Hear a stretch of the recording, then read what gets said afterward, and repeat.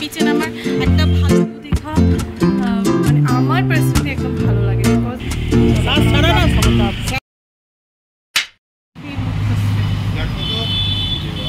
Hotel থেকে এলাম, খাওয়া দাওয়া করে আর খাবো না কিছু।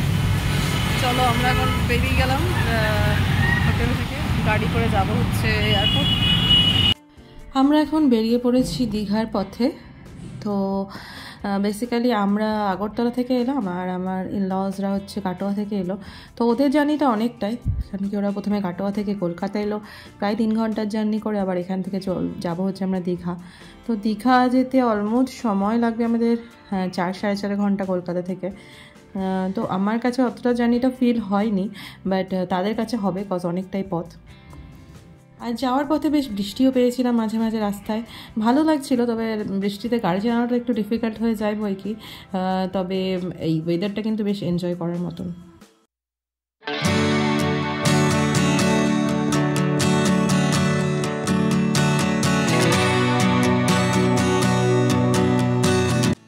তো আমরা পৌঁছে গেছি কোলাঘাট। এই হচ্ছে কোলাঘাটে ব্রিজ। আর কলকাতা থেকে দীঘার ডিস্টেন্স হচ্ছে প্রায় 184 কিলোমিটার, আর কোলাঘাট থেকে দীঘা 116। মানে এখন আমাদের আর 2.5 ঘন্টা মতো লাগবে, অনেকটা পথে পেরিয়ে এসেছি, অনেকটাই বাকি এখনও। বাট তবু এই ব্রিজটা হচ্ছে রূপনারায়ণ নদীর ওপরে অবস্থিত। আর এই কোলাঘাটটা ব্রিজ হচ্ছে আমাদের হলদিয়া আর কলকাতার সঙ্গে কানেক্টেড করে, আর কোলাঘাটের সঙ্গে তো কানেক্টেড হয়। তো চলো এখন যাওয়া যাক, কোলাঘাটে আমরা একটু দাঁড়াবো।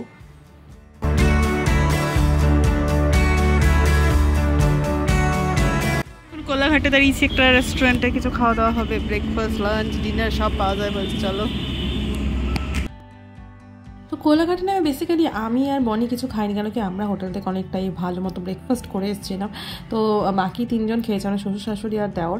তো আমরা আপাতত এইভাবেই যাচ্ছি, কারণ কি পেট ফুল আছে, পরে না হয় খাওয়া যাবে। আপাতত তোমরা জার্নিটাকে এনজয় করো।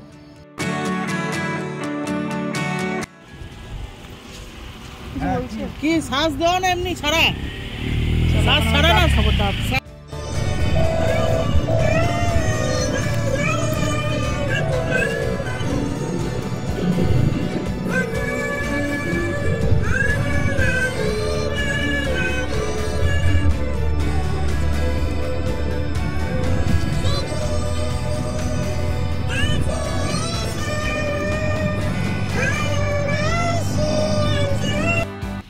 আমরা পৌঁছে গেছি দীঘা, এখন আমরা হোটেল খুঁজছি, চুজ করছি, দেখা যাক কোনটা নেওয়া যায়।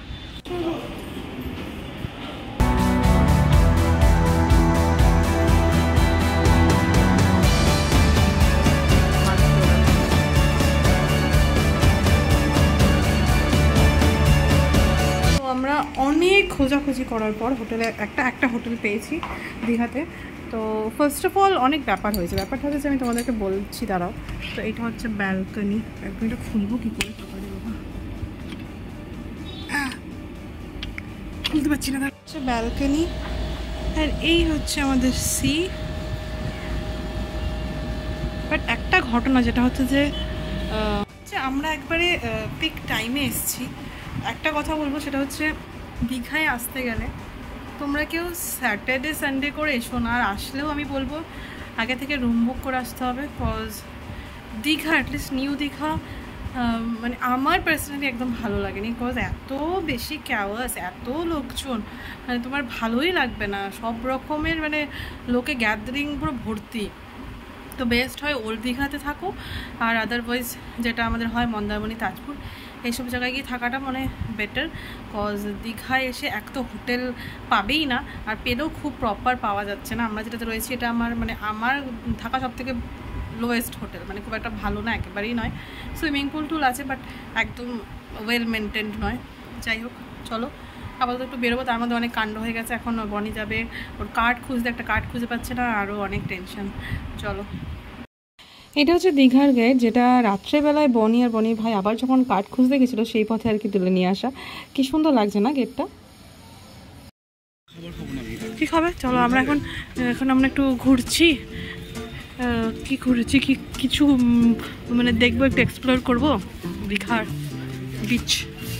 চলো এইটা খাবো আগে, 5 টাকারটা।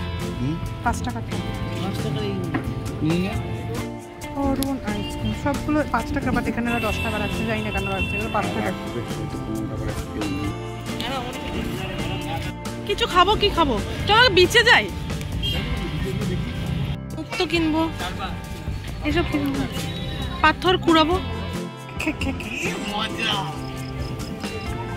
চা খাবো। তো কিছু দেখাতে পারবো না, অন্ধকার। আমরা এখন সমুদ্র,